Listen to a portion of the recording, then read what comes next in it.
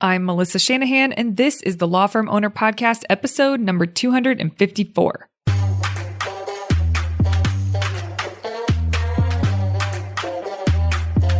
Welcome to the Law Firm Owner Podcast, powered by Velocity Work, for owners who want to grow a firm that gives them the life they want.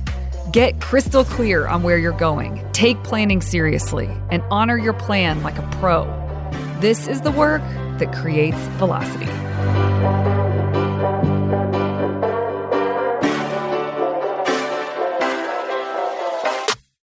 Good morning, everyone. Welcome to this week's episode. I say good morning. It's early morning here. We are headed out for family vacation today, which is super exciting. And I'm getting this done so that I don't have to record an episode next week. I'm not that ahead of the game, y'all. So this is what we're doing. This is where it fit before vacation. So here we are. We are headed to Florida. I haven't been to Florida for a vacation as an adult ever. I've been to Florida plenty for work trips.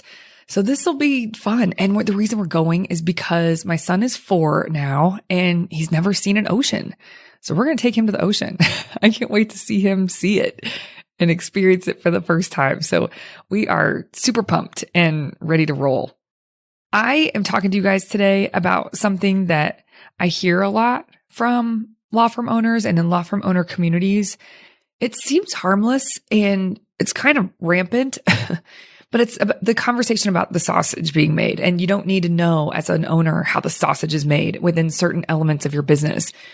Sometimes I'll see comments in threads or I will hear in conversation this idea that as an owner, you should not need to know how the sausage is made with certain elements of your business.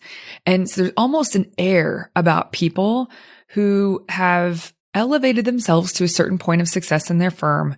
And it's generally, when I'm saying this, it's newer success. They have not had success for a long time. There's newer success, and they'll say something like, well, as an owner, I don't need to know how the sausage is made. That's for other people. That's what I pay people to do. And then there's owners who are digging into their business and they're hearing from other owners that they shouldn't be because that's just getting into the weeds of things. And what I've observed in the conversations I've had, 3 this month, this has come up, or a version of this has come up where they feel shame. Owners that I've talked to feel shame for digging into an element of their business because they are learning on purpose how the sausage is made, but they're hearing from people around them that you really shouldn't be digging in that way as an owner. Like, that's too in the weeds. You need to stay higher level. And I have thoughts about that, and I'm going to share them here because there is a fine line between not knowing how the sausage is made and neglecting something important inside of your business. And there are plenty of examples of highly successful business owners who dig in to learn how the freaking sausage is being made when they just have a hunch something isn't quite right. And so that's what I'm going to talk to you about today is, number one, do not be affected by that when someone says it. Do not think that you shouldn't be digging into your business. Really, that whole statement is about people who are too controlling and stay inside of their business and micromanage everybody, and don't get that confused with the healthy nature of digging into your business in ways that you thought you were done with and now you're doing it again. That's okay if it's for a really good reason, which we're going to talk about today. So throw this statement out the window. It's very rarely does this make sense to say to someone that I am working with. And I work with a lot of law firm owners.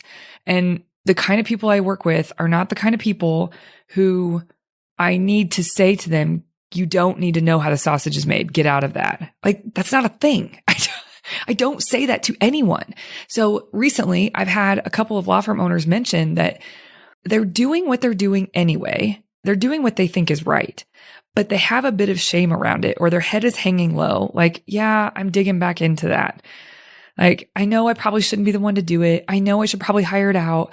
I know, like, that's me. Both times they've said, that's me digging in to learn how the sausage is made. And people say you shouldn't do that. And I was like, wait a minute. What? So here's the scenarios. One law firm owner came to me and said that they had fired a longtime employee who had been handling intake among some other things as well. and seemingly doing a good job at it. Like conversion rates were really high from lead to conversion. And she just didn't have doubt in that person, but she did over time. She was really struggling to understand why she wasn't making more money and what was the barrier. So she fired a marketing company based on what this intake person had been saying. I mean, and they had regular meetings. Like this isn't a person who's neglecting this side of her business. And she really trusted this employee. They let go of their marketing company. It was like, man, from lead to conversion, we're doing okay. So what is the deal here? And so then they hired a new marketing company, which happens to be really great. I don't know if the one before was great or not, but the new marketing company is really great. And someone had just mentioned something to the side about what about the leads that come in from the website? This is like knowing how the sausage is made. And from the owner's perspective, she kind of cocked her head and she was like, well, what do you mean the leads that are coming in from the website? Of course, we have leads that come in from the website. I imagine that those are considered leads. And so anyway, this sort of opened up a can of worms and the owner went to dig back in and start to look around and realized that there was a ton of opportunity. Calls hadn't been returned. And what the employee was essentially doing was only counting a lead if they were interested, if they were going to likely sign up, then she would enter them into their software as a lead and then convert them. So of course our conversion rate looked really high. Now, mind you, you have to imagine they weren't doing bad. They weren't doing poorly. They were doing okay in terms of their numbers, but she just knew that there should be more. It didn't make sense to her that there shouldn't be more leads than what they were getting so that they could convert more cases. But anyway, this, as you can see, all of this was a bit behind a curtain in terms of the details and the ins and the outs of how the process from when someone contacts the firm and then the conversation and then when they're put into the software, like the whole intake process was basically run by this woman, right? This employee. And so writing's on the wall here, right? Like that person eventually is let go, once confronted about some of these things, didn't really have two legs to stand on, was really defensive. So that person was let go. And now this law firm owner is digging back in, working very closely with the marketer and is experiencing some ease and flow for the business that she has not experienced in a very long time. Now, does she want to be back in that process and doing it all the time? No, but it's what she needs to do. And so here's what I would say. Do not stay above the fray in your business if you have a whisper that something is wrong with the way something is operating in your firm. And that may not even be that huge of a deal that something's wrong, but you just have this hunch that there's something off. And you start to wonder, are the people around you really owning their part in the way that you would own their part if you had their role? And you just have a hunch that something's off. Now, in those moments, you have every right, and you absolutely should. It's your responsibility to go poke around and do a bit of an audit and see what's going on and use that information to make decisions about how you're going to move forward so that the firm is healthy. And people who have this sense that they're above that that's not the focus of their job as an owner. Listen, I know it's not fun, but if you have a whisper of something going on and you have the mentality that it's not your thing, and so you're just going to bark at someone and repeatedly bark at someone over time and not actually sit down and poke around or do an audit or have a meeting or you're requesting to see certain things where you just look into it more deeply, then you are not being a good business owner. So I think you can kind of understand what I'm saying. I hear it a lot more from owners who have newer success. So they've been successful for a year or two where they kind of have some freedom back. They've done some things right. They are feeling like they're in a flow with things. And those are the people who typically say things like, well, I don't need to know how the sausage is made. That is ridiculous. Yes, you do need to know how the sausage is made. It doesn't mean you have to make the sausage, but you need to know the ingredients and you need to make sure that there's checks and balances. Now you can do this through KPIs. If KPIs are looking really good, and in this instance, the KPIs were looking good from a conversion perspective because it was messed up to begin with, right? Like it wasn't being handled properly, but that's a KPI. That KPI was looking healthy. However, the new cases number isn't going up like it should be. And it looks like we need more leads. So they're trying to do things to get more leads. They had a lot of leads. Their conversion rate actually wasn't as good as what it seemed like. So, and also, of course, revenue isn't where we want it to be because we're not getting the growth that we would like to see, that we had planned for, that we had goals set around. So KPIs can be a huge indicator. I mean, facts, not feelings, right? If you have facts and you can dig into the numbers on something, the numbers tell a story.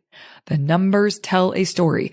So that is your hunch to go dig in to something in the business where typically you might stay out of it. But nevertheless, my whole point here is sometimes you go back in there and you figure out how to make the sausage and you make sure that people are making the sausage the way they need to make it and that the ingredients are all there, et cetera, et cetera. Okay. The other is also to do with intake. And this is essentially a firm that the owner attorney, the majority shareholder owner, is stepping out more and more of casework, which is fantastic. And the time that he's getting back is going straight to intake. He's revamping intake. Now, there are practice areas in the firm that he doesn't actually support. He is not an attorney for some of these practice areas. He is an attorney for one particular practice area. However, he can sell the other practice areas. He could sell that to leads. For example, he doesn't practice family law, but family law is a practice area in his firm.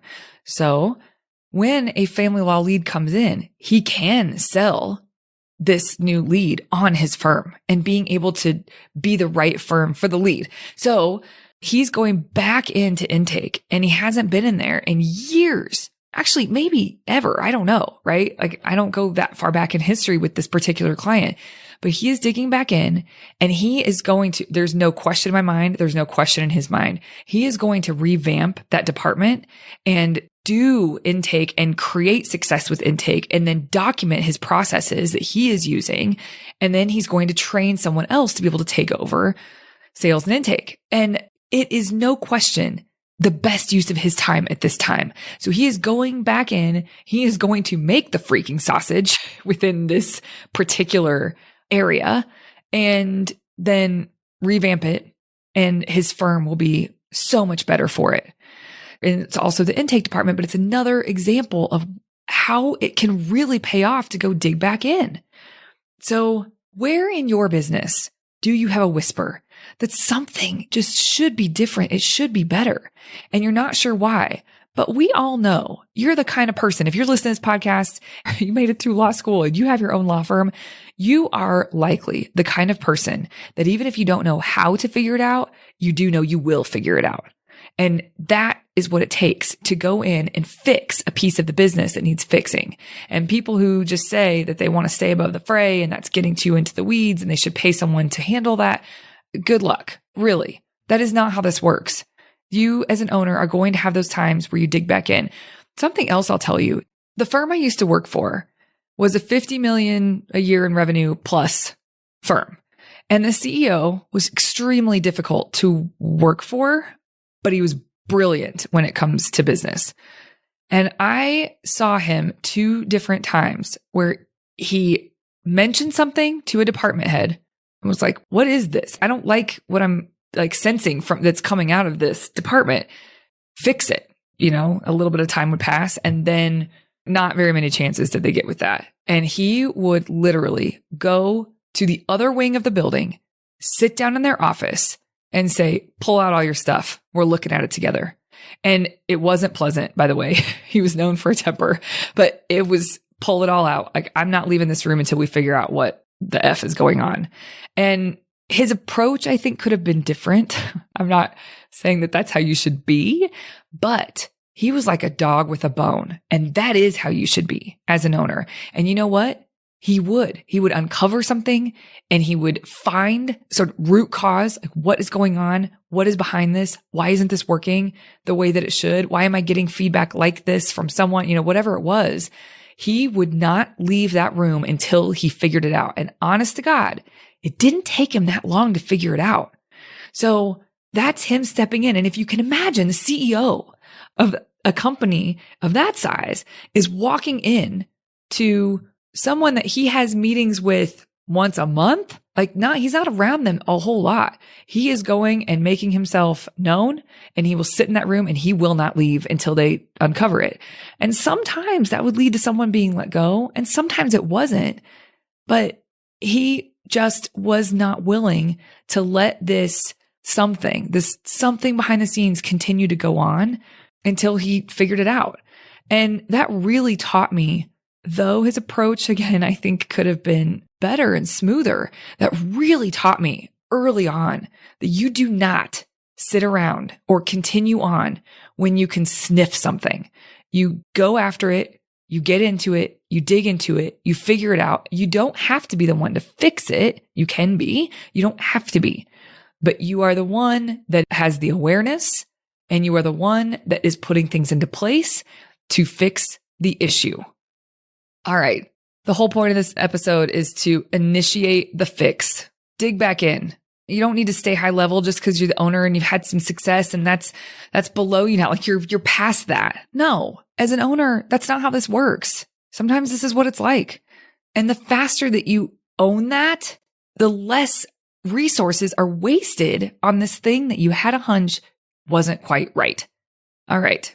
Where are you hearing whispers in your business? Where is there something that you know is not quite right? Where are you not getting the answers that you keep asking for? Go dig back into that department. Go dig back into that business. Go sit with that employee or whoever is in charge of whatever it is you're talking about, and do not get up until you uncover it together. Pull reports, look at stats, figure it out, have conversation, and don't stop until you figure it out, because you will. All right, everybody. The last thing I think I should tell you before I go. So Mastery Group enrollment is opening soon, May 8th to be exact. And if you aren't on the wait list, you won't be notified about it. Our wait list are the people who we know have expressed interest and they want in. And so that is who we email when enrollment opens. If you would like to know when enrollment is opening so that you can join, go to velocitywork.com/join and get your name on the wait list. Once your name's on the wait list, we will keep you in the loop. This is your opportunity to work with me and my team. If your firm is doing under $1 million, this program is absolutely going to benefit you. So get your name on the wait list. I can't wait to work with those of you in this next cohort, getting everybody in to Mastery Group. We do a really good job with onboarding to make sure that once you come in, we help you identify the data that you need and get comfortable, find your footing inside of the program and the member area so that when it's time for your very first strategic planning retreat, virtual, of course, you're ready to roll. All right, everybody. Have a wonderful week. I'll see you here next Tuesday. Hey, you may not know this, but there's a free guide for a process I teach called Monday Map, Friday Wrap. If you go to velocitywork.com, it's all yours. It's about how to plan your time and honor your plans so that week over week, more work that moves the needle is getting done in less time. Go to velocitywork.com to get your free copy. Thank you for listening to the Law Firm Owner Podcast. If you're ready to get clearer on your vision, data, and mindset, then head over to velocitywork.com where you can plug in to quarterly strategic planning with accountability and coaching in between. This is the work that creates velocity.